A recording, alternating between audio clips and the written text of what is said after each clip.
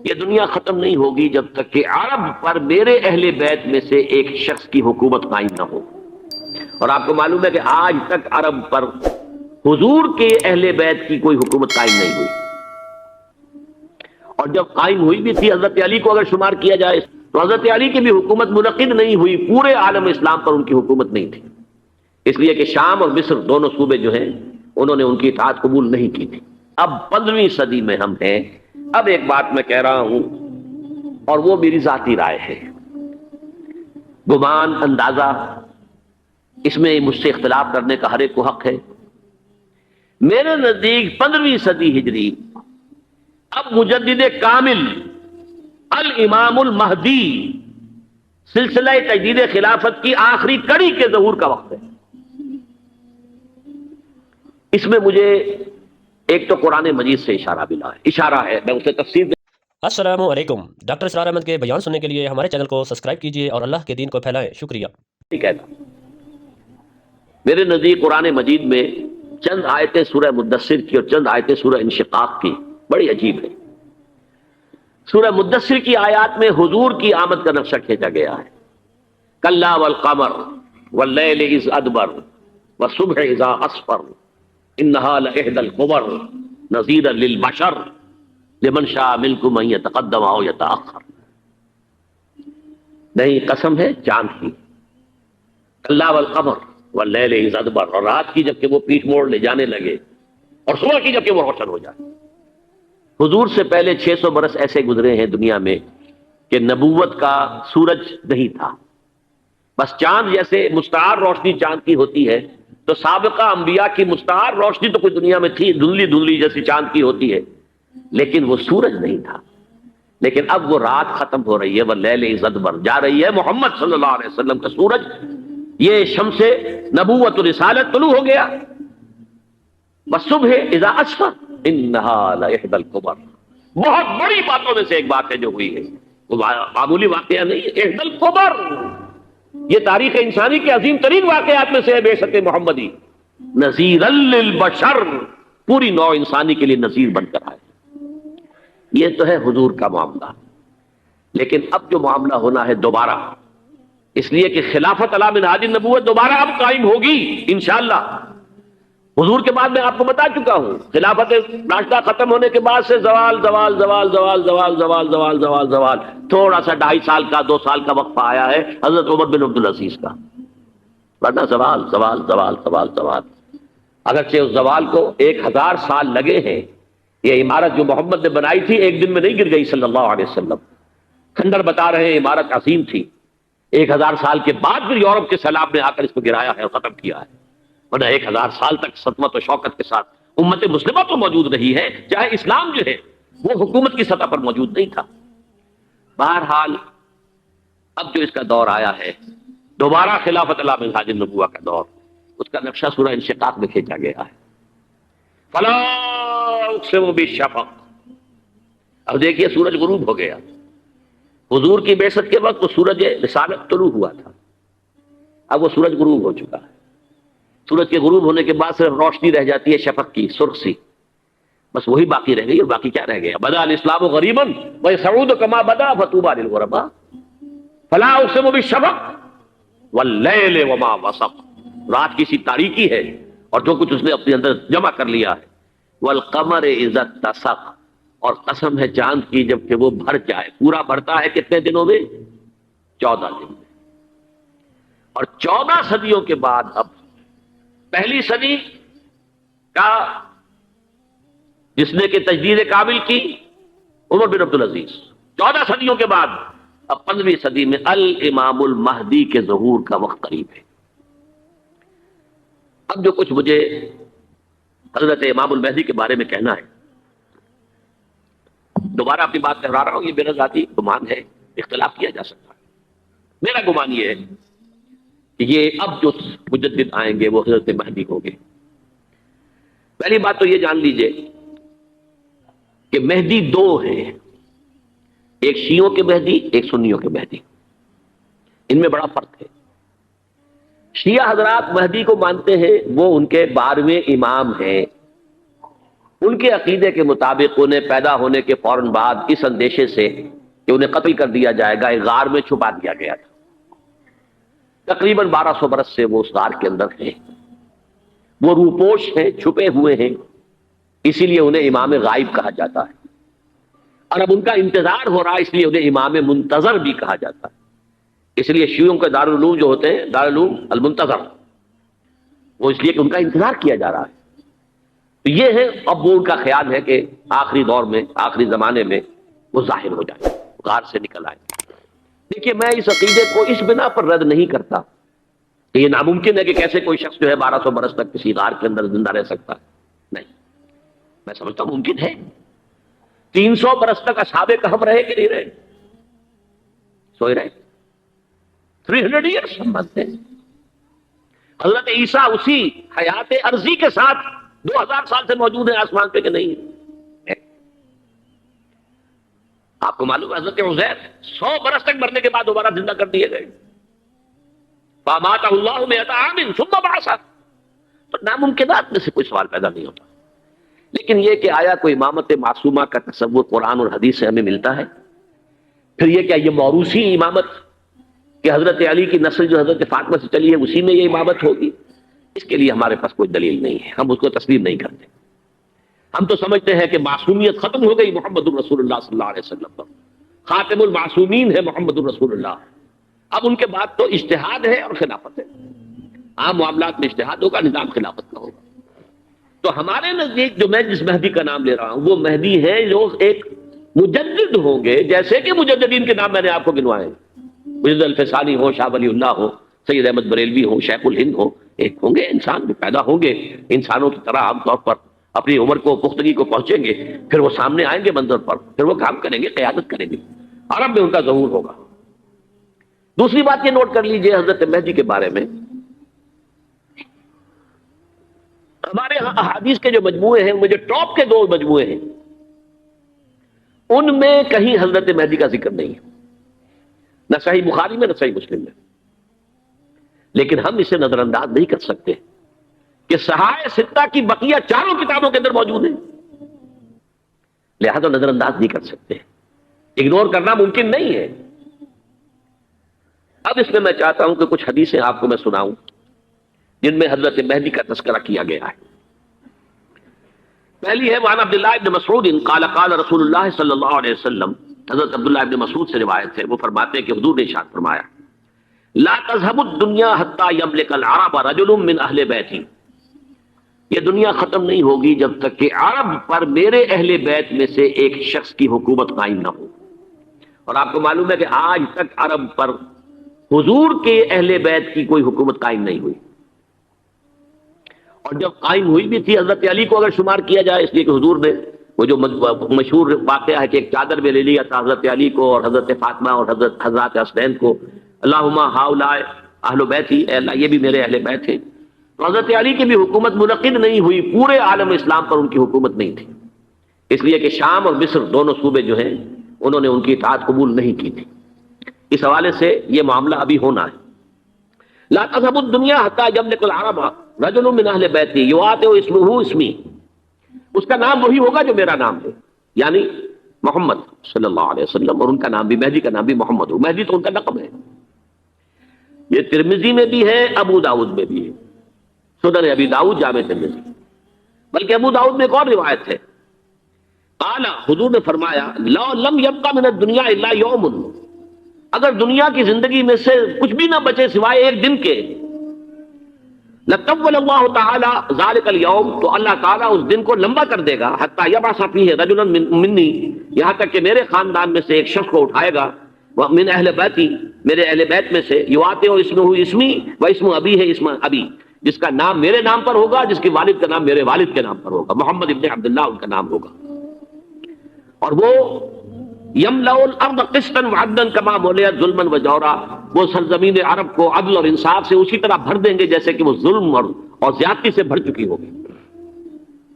دوسری روایت ہے حضرت ابو سعید خدری رضی اللہ تعالی عنہ سے، حضور نے فرمایا المہدی منی اجل الجبہۃ اقنى الانف یملأ الارض قسطا وعدلا کما ملئت ظلما وجورا، یملک سبع سنین رواہ داود، کہ مہدی مجھ میں سے ہوں گے بڑی روشن پیشانی والے اور بڑی کھڑی ناک والے، وہ زمین کو بھر دیں گے انصاف سے اور عدل سے، جیسے کہ وہ ظلم سے بھری ہوئی ہوگی، اور وہ 7 برس تک حکومت کریں گے۔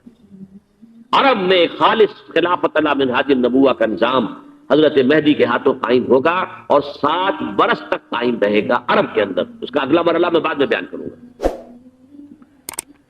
تیسری روایت، اور اس کو میں اس لیے خاص طور پہ سنا رہا ہوں کہ اس میں وہی الفاظ آئے ہیں جو میں نے ابتدا میں حدیث آپ کو سنائی تھی، اس کے الفاظ ہیں۔ عن ابی سعید قال ذکر رسول اللہ صلی اللہ علیہ وسلم بلاء یصیب هذه الامہ حتی لا یجد الرجل ملجا یلجا الیہ من الظلم۔ حضور نے ذکر فرمایا کہ ایک دور ایسا آئے گا انتہائی ابتلا اور آزمائش اور مصائب کا، کہ کسی شخص کو کوئی سر چھپانے کی جگہ نہیں ملے گی اس ظلم سے اپنے آپ کو بچانے کے لیے۔ فَيَبْعَثُ اللَّهُ رَجُلًا مِنْ عِتْرَتِي وَأَهْلِ بَيْتِي، تو پھر اللہ میرے خاندان میں سے، میرے اہل بیت میں سے اٹھائے گا ایک شخص کو، فَيَمْلَأُ بِهِ الْأَرْضَ قِسْطًا وَعَدْلًا، اور اس کے ذریعے سے اللہ تعالیٰ زمین کو عدل و قسط سے بھر دے گا۔ يَرْضَى عَنْهُ سَاكِنُ السَّمَاءِ، یہ وہی الفاظ آ گئے، اس سے پھر راضی ہو جائیں گے آسمانوں میں رہنے والے بھی، وَسَاكِنُ الْأَرْضِ، اور زمین میں رہنے والے بھی۔ لَا تَدَعُ السَّمَاءُ مِنْ قِطَرِهَا شَيْئًا إِلَّا صَبَّتْهُ، آسمان اپنا ایک قطرہ بھی نہیں روکے گا مگر یہ کہ اس کو زمین کے اوپر نثار کر دے گا، بارش کی شکل میں گرا دے گا۔ وَلَا تَدَعُ الْأَرْضُ مِن نَبَاتِهَا شَيْئًا إِلَّا أَخْرَجَتْهُ، اور زمین اپنی پیداوار میں سے کوئی شے نہیں چھپائے گی، نہیں روکے گی مگر خود کو ظاہر کر دے گی۔ چوتھی حدیث جو ہے وہ حضرت ام سلمہ سے رضی اللہ تعالی عنہ قال سمعت رسول اللہ صلی اللہ علیہ وسلم یقول المہدی من عترتی من اولاد فاطمہ، رواہ ابو داؤد، یہ بھی سنن ابو داؤد کی روایت ہے۔ حضور نے فرمایا مہدی میرے خاندان سے، میرے اہل بیت سے ہوں گے، یعنی اولاد فاطمہ میں سے، اور تفسیر اس کی آتی ہے کہ حضرت حسن کی اولاد میں سے ہوں گے۔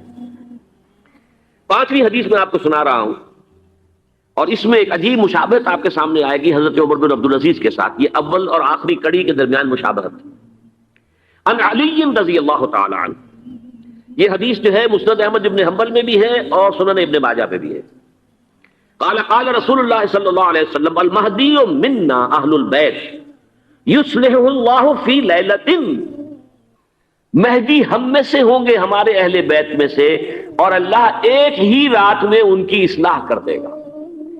یعنی وہ پہلے سے کوئی زیادہ روحانی یا دینی کوئی اس سے بڑی شخصیت نہیں ہوں گے، لیکن ایک ہی رات میں اللہ تعالیٰ ان کی سیرت و کردار کے اندر انقلاب عظیم برپا کر دے گا۔ جیسے کہ میں نے عرض کیا تھا آپ سے کہ عمر بن عبدالعزیز کی زندگی میں انقلاب عظیم آیا ہے، خلافت کا بوجھ پڑتے ہی کہاں وہ خوش باش اور خوش لباس اور خوش خوراک، وہ شہزادہ ٹھاٹ باٹ والا، جاگیر والا، گورنر کا بیٹا اور خود گورنر، اور کہاں یہ کہ اس کی وہ درویشی جو میرے نزدیک واللہ عالم، ڈرتے ڈرتے کہہ رہا ہوں، میرے نزدیک وہ حضرت ابوبکر، حضرت عمر اور حضرت علی کی درویشی کو بھی مات دے گئی۔ لیکن کنٹراسٹ بہت شدید ہے، وہاں جو بھی کچھ تھا وہ تدریجاً آیا تھا، ہوتے ہوتے ہوتے ایک انتہا، اور یہاں سڈن آیا۔ چھٹی حدیث، عن انس سمعت رسول اللہ صلی اللہ علیہ وسلم یقول نحن ولد عبد المطلب سعادت اہل الجنہ، ہم عبد المطلب کی جو اولاد ہے اور نسل ہے، ہم جنت کے سردار ہیں۔ اور پھر آپ نے نام گنوائے ہیں، انا وحمزۃ وعلی وجعفر والحسن والحسین والمہدی، میں خود اور حضرت حمزہ بنو عبد المطلب میں سے، عبد المطلب کے بیٹے، اور علی اور جعفر حضرت علی کے بھائی جعفر طیار، اور حسن اور حسین حضرت فاطمہ کے لخت جگر حضرت علی کے بیٹے، والمہدی، اور آخر میں جا کر پھر مہدی۔ اب میں آپ کو ایک حدیث سنانے چلا ہوں جس میں ایک عجیب نقشہ سامنے آتا ہے کہ یہ مہدی جب ظاہر ہوں گے تو کس طور سے ظاہر ہوں گے، ان کے ظہور کی کیفیت کیا ہوگی، کیف یظہر۔ یہ روایت ہے حضرت ام سلمہ سے رضی اللہ تعالی عنہ، حضور کی زوجہ محترمہ ہے، فرماتی ہیں ام سلمہ عن النبی صلی اللہ علیہ وسلم قال یکون اختلاف عند موت خلیفۃ، حضور نے فرمایا ایک خلیفہ کی موت پر اختلاف واقع ہو جائے گا، خانہ جنگی ہو جائے گی۔ فَيَخْرُجُ رَجُلٌ مِّنْ أَهْلِ الْمَدِينَةِ هَارِبًا إِلَىٰ مَكَّةَ، پھر مدینے کے لوگوں میں سے ایک شخص نکلے گا، بھاگے گا اور جا کر پناہ لے گا اور چھپ جائے گا مکے میں۔ فیاتی ہے ناس من اہل مکہ، پھر اس کے پاس آئیں گے اہل مکہ، مکہ کے لوگ، فیخرجونہ، اور اسے نکالیں گے، جہاں وہ چھپے ہوئے ہوں گے وہاں سے نکالیں گے، وہو کارہ، اور وہ بالکل اس کو پسند نہیں کر رہے ہوں گے، نہ وہ خواہش مند ہوں گے کہ ان کے وہ ہاتھ پر بیعت کی جائے، نہ وہ یہ چاہیں گے کہ وہ میدان میں آئیں اور ان کو جو ہے اپنا لیڈر مانا جائے، وہو کارہ، فیبایعونہ بین الرکن والمقام، لیکن لوگ جو ہے پھر اصرار کے ساتھ ان کے ہاتھ پر بیعت کریں گے رکن اور مقام کے درمیان۔ رکن وہ کونا ہے خانہ کعبہ کا جس میں حجر اسود لگا ہوا ہے، اور مقام ابراہیم جو ہے، ان دونوں کے مابین جو یہ علاقہ ہے یہاں پر وہ بیعت ہوگی۔ وَيُبْعَثُ إِلَيْهِ بَعْثٌ مِنَ الشَّامِ، ان کے خلاف ایک لشکر بھیجا جائے گا شام سے۔ نہیں کہا جا سکتا کہ باسی حکومت اس وقت کی جو ہے اس کی طرف سے کوئی مسئلہ اس طرح کا اٹھ کھڑا ہو، اس لیے کہ ابھی تو بہرحال باسی حکومت وہاں ہے۔ فَيُخْسَفُ بِهِمُ بِالْبَيْضَاءِ بَيْنَ مَکہ وَالْمَدِینَہ، لیکن اللہ تعالیٰ اس لشکر کو مکے اور مدینے کے درمیان وادی بیضاء میں دھسا دے گا، زمین کے اندر پورے کے پورے لشکر۔ فَإِذَا رَأَى النَّاسُ ذَلِكَ، جب لوگ یہ دیکھیں گے اتنی بڑی نشانی ظاہر ہو گئی، أَتَاهُ أَبْدَالُ الشَّامِ وَعَصَائِبٌ من العراق فَيُبَایِعُونَهُ، اب شام سے سارے کے سارے جو اولیاء اللہ ہیں وہ بھی آئیں گے، اور عراق سے جوق در جوق لوگ آئیں گے اور ان سے بیعت کریں گے۔ وَيَعْمَلُ فِي النَّاسِ بِسُنَّةِ نَبِيِّهِمْ، پھر وہ عمل کریں گے لوگوں کے مابین، حکومت کریں گے اپنے نبی کی سنت کے مطابق۔ وَيُلْقِي الْإِسْلَامُ بِجَرَانِهِ، اور اسلام اپنی گردن زمین پر ٹکا دے گا۔ وَالْأَرْضِ، فی الارض، زمین میں۔ فَيَلْبَسُ 7 سنین، پھر وہ 70 برس تک حکمران رہیں گے، 7 برس تک حکمران رہیں گے۔ ثم یتوفا، پھر ان کا انتقال ہوگا۔ ویصلی علیہ المسلمون، اور مسلمان ان پر نماز پڑھیں گے۔ یہ جو میں نے آپ کے سامنے نقشہ کھینچا ہے، اس سے اب میں ایک نتیجہ نکالتا ہوں، اسے بھی میرا گمان کہیے، اختلاف بھی کر سکتے ہیں آپ، اگر اس کو وزنی سمجھے تو قبول بھی کر سکتے ہیں۔ وہ یہ ہے کہ میرے نزدیک شاہ فہد کے انتقال پر لا محالہ یہ صورتحال پیدا ہو جائے۔ ولی عہد وہاں ہے عبداللہ بن عبدالعزیز، امریکہ کو وہ پسند نہیں کرتے اور امریکہ انہیں پسند نہیں کرتا، یہ بالکل تشخص بام ہے۔ امریکہ نے لازماً جس طریقے سے اپنے پنجے گاڑے ہیں سعودی عرب کے اندر، اپنا فوجی اڈا بنایا ہے، تو آسانی کے ساتھ وہاں سے اپنے پنجے ہٹانے کے لیے تیار نہیں۔ ایک حدیث میں آتا ہے قرن الشیطان، نجد سے شیطان کا سینگ برآمد ہوگا، وہ شیطان کا سینگ ہے، جو میزائل وہاں پر لگے ہوئے ہوں گے اس وقت، در حقیقت وہ سارے کے سارے جو ہے وہ شیطان کے سینگ ہیں۔ بہرحال کوشش وہ کرے گا کہ جیسے کہ اس نے جارڈن میں کیا، کتنے عرصے سے وہاں شاہ حسین کا چھوٹا بھائی حسن جو ہے وہ ولی عہد تھا، عین وقت کے اوپر آ کر، اور پتہ نہیں کیسی کیسی دوائیاں دے کر اسے لے کر آئے ہیں شاہ حسین کو، مرتے ہوئے کو تھوڑی دیر زندہ رکھنے کے لیے، اور وہ تبدیلی کروا کر جو ہے واپس لے گئے۔ تو یہ معاملہ ہوا ہے، تبدیلی کروا دی، وہاں تو ہو گئی آرام سے، کوئی بات نہیں۔ بحرین میں بھی غالباً ایسا ہی معاملہ ہوا ہے، واللہ عالم، مجھے یاد پڑتا ہے کہ وہ چاہتے ہیں کہ ہمارا پسند کا آدمی آئے۔ اگر سعودی عرب میں یہ کام کیا گیا تو اس کا لازمی نتیجہ خانہ جنگی ہوگا، اس لیے کہ وہاں کی روایت کی بڑی سخت ہے، بڑی پختہ ہے۔ پھر یہ کہ وہاں جو ہے امیر عبداللہ جو ہے، جو وہاں پر اگرچہ سپہ سالار وہ نہیں ہے، کمانڈر ان چیف وہ نہیں ہے، کمانڈر ان چیف تو کوئی اور ہے، لیکن الحرس الوطنی جو ہے، نیشنل گارڈز، بہت بڑی فورس ہے وہ، اصل بیڈوین فورس جو ہے صحرا کے لوگوں کی، عرب فورس، وہ در حقیقت الحرس الوطنی ہے، نیشنل گارڈ ہے، اور اس کا کمانڈر ان چیف یہ ہے امیر عبداللہ۔ تو لازماً یہ شکل جو ہے پوری ہو کر رہے گی۔ جیسے ہی یہ معاملہ ہوا شاہ فہد کے انتقال کا، تو یہ اختلاف ہوگا، خانہ جنگی ہوگی، پھر کوئی اللہ کا بندہ جو ہوگا، میرے نزدیک، میں آج سے کوئی 6-7 سال پہلے سالانہ اجتماع کا تنظیم اسلامی کا راولپنڈی میں، میں نے اس وقت وہاں کہا تھا، اس سے ذرا اخبارات میں بھی کچھ وہ کنٹروورسی آئی تھی کہ میرے نزدیک امام مہدی پیدا ہو چکے ہیں، ان کے ظہور کا وقت قریب ہے۔ اور اس کی تھوڑی سی بات میں مجھے معلوم ہوا کہ جین ڈکسن غالباً نام ہے امریکن اس کا، جس نے یہ پیشن کوئی خبر دی تھی کہ 1962 میں عالم عرب میں ایک بچہ پیدا ہوا ہے کہ جو وہاں کا نقشہ بدل کر رکھ دے گا۔ یہ جین ڈکسن کی غالباً پیشن گوئی ہے۔ بہرحال مجھے اس کی پیشن گوئی سے کوئی دلچسپی نہیں ہے، میں تو جو احوال دیکھ رہا ہوں، یعنی اسرائیل کا قائم ہو جانا، اور اس کے بعد اب یروشلم کا مسلمانوں کے ہاتھوں سے نکل جانا، اور اب گویا کہ وہ الملحمۃ العظمیٰ جو ہے تلی کھڑی ہے، کسی بھی وقت جو ہے یہ جو ہے وہ لاوا پھٹ سکتا ہے، آتش فشاں پھٹ سکتا ہے۔ تو یہ تمام حالات ایسے ہیں کہ جن کی وجہ سے میں سمجھتا ہوں کہ ایک تو جو قرآن مجید کے اشارات میں نے آپ کو بتائے، 14 صدیاں 14 دن میں چاند کا پورا ہونا، والقمر اذا اتسق، 14 دن میں 14ویں کا چاند. اسی طرح اب یہ 14 صدیوں کے بعد یہ صدی جو 15ویں صدی ہے، یہ در حقیقت ظہور امام مہدی کی صدی ہے. لیکن یہ کہ امام مہدی کی حکومت قائم کرنے کے لیے کون لوگ آئیں گے؟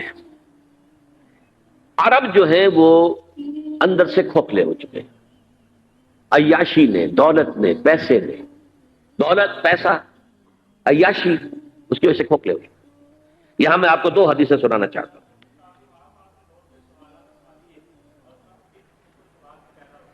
بہت سے ہو گئے، آپ اطمینان سے تشریف رکھیے.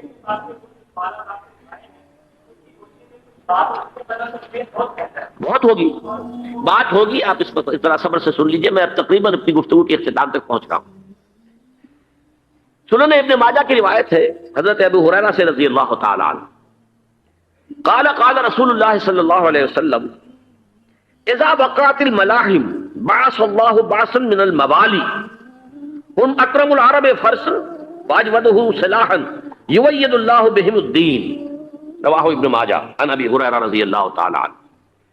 جب ملاحم کا دور شروع ہوگا تو اللہ تعالیٰ اٹھائے گا ایک لشکر یا لشکروں پر لشکر موالی میں سے. موالی کون؟ عربوں نے جب فتح کیا تھا اس پورے علاقے کو خلافت راشدہ کے دوران، اور پھر وہ لوگ جو ہے، ایک رائے تو یہ تھی کہ انہیں غلام بنایا جائے ساری آبادیوں کو، لیکن یہ کہ حضرت عمر کا اجتہاد تھا اس کے مطابق تو غلام نہیں بنایا گیا، تو وہ موالی کی حیثیت رکھتے ہیں.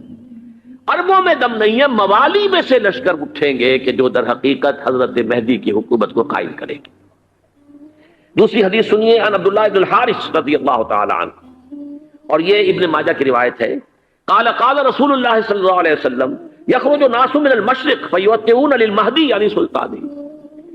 لشکر نکلیں گے، لوگ آئیں گے مشرق سے، اور وہ حضرت مہدی کی حکومت کو جمائیں گے اور قائم کریں گے.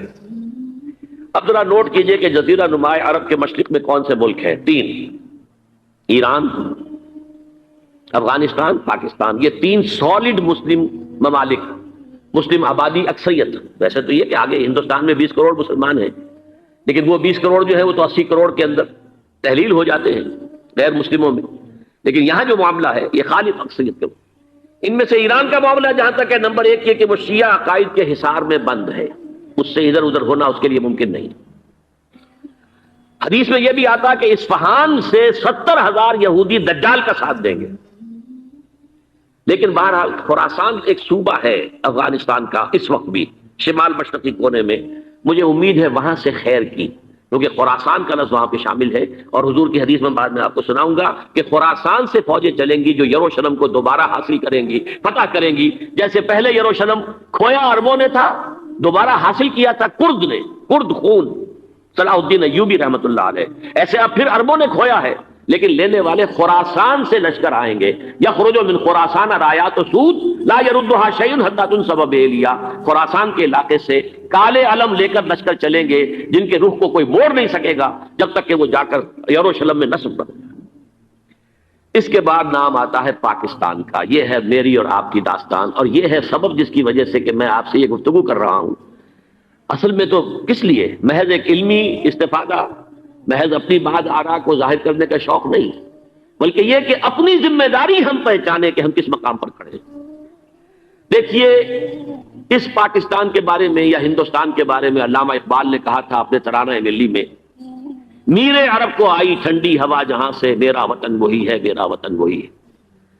اور مجھے بتایا گیا کہ سنن ابی داؤد میں یہ روایت موجود ہے کہ حضور نے فرمایا کہ ہندوستان کی طرف سے مجھے ٹھنڈی ہوا آتی، اگرچہ مجھے وہ حدیث ابھی نہیں ملی ہے، لیکن حزب التحریر کا ایک کارڈ مجھے ملا تھا، تو اس میں اس حدیث کا اور اس میں ابن داؤد ابو داؤد کا روایت کا حوالہ موجود تھا.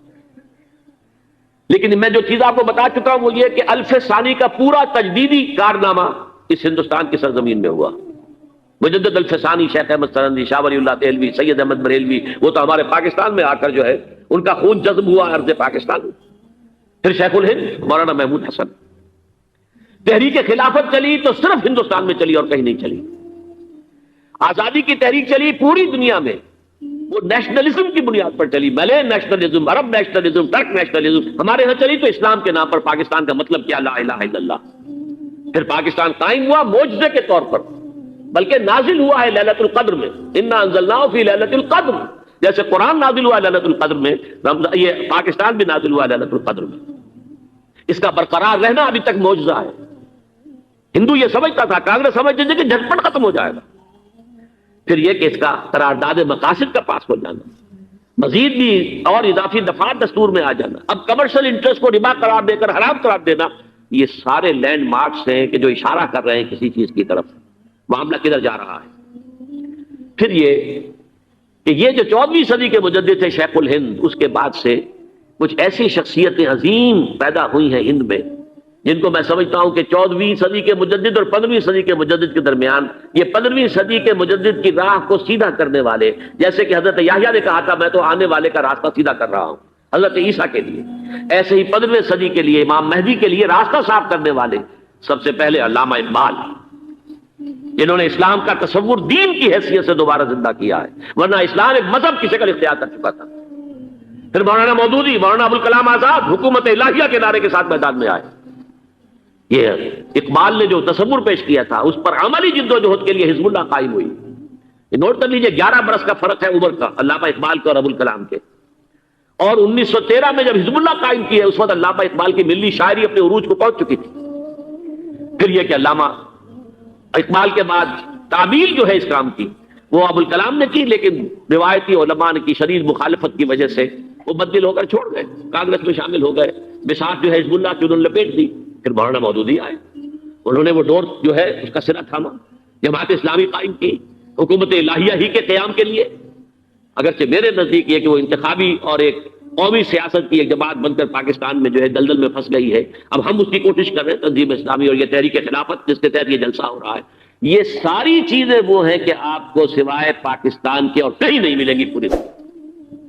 معلوم ہوتا ہے کہ پاکستان کو بہت بڑا رول پلے کرنا ہے اس میں، اور اس کے ساتھ اب جمع کر لیجئے افغانستان کی عمارت افغانستان، اسلامی عمارت افغانستان قائم ہو چکی ہے۔ یہ پچھلے 20 سالوں میں جو کچھ وہاں ہوتا رہا ہے اس سے پہلے تصور نہیں ہو سکتا تھا۔ کابل جو ہے وہ تو جیسے پیرس کا تمدن تھا ویسے کابل کا تھا، وہی لباس، وہی سکرٹس۔ یہاں جب آئے تھے شاہ ظاہر شاہ سرکاری دورے پر تو ان کی جو ملکہ صاحبہ تھی ان کے ساتھ وہ سکرٹ میں ملبوس تھی۔ کابل جو ہے وہ بالکل ایک پیرس کی طرح کا شہر تھا۔ آج کابل جو ہے جا کر دیکھیے، علامہ اقبال کے فرزند بھی دیکھ کر آئے ہیں، تو اگرچہ وہ خود میں سمجھتا ہوں کہ خاصے انہیں آپ لبرل کہیں، آزاد خیال کہیں، لیکن اس درجے متاثر ہو کر آئے تھے کہ انہوں نے یہ کہا افغانستان میں جو میں نے حالات دیکھے ہیں کہ اگر 2-4 اور مسلمان ملکوں کے اندر یہ نظام قائم ہو جائے تو پوری دنیا مسلمان ہو جائے گی۔ یہ سب کچھ کیسے ہو رہا ہے؟ یہ آنے والے دور کی جھلکیاں ہیں۔ Coming events are casting their shadows before.